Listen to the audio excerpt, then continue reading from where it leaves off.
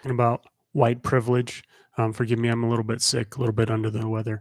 I'm a white guy, so I'm going to talk to the white guys about white privilege. And by white guys, I mean white guys and girls.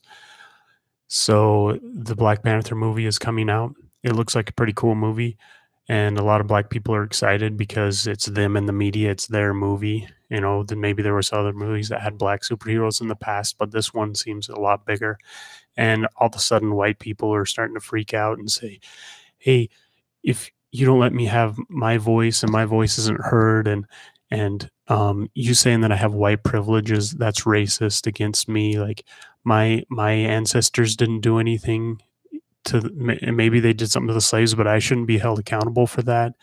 Um, and you know, you're limiting my free speech, blah blah blah. You know, you've heard the arguments. Well, they're wrong, and I'll tell you why.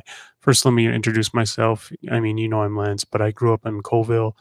I'm Mormon, um, in Utah, Colville, Utah, a small town in the mountains.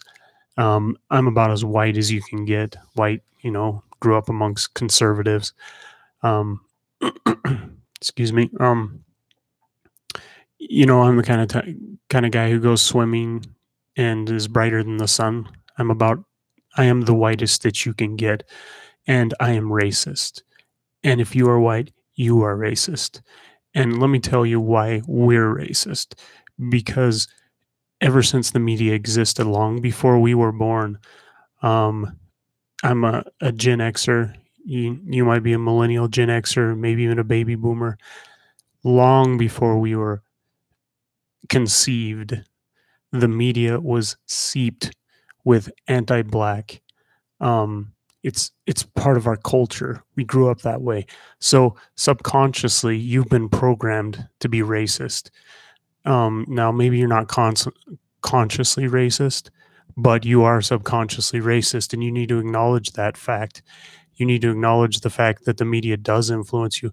Now that doesn't mean you can't become better, and we should, and we must, and we will.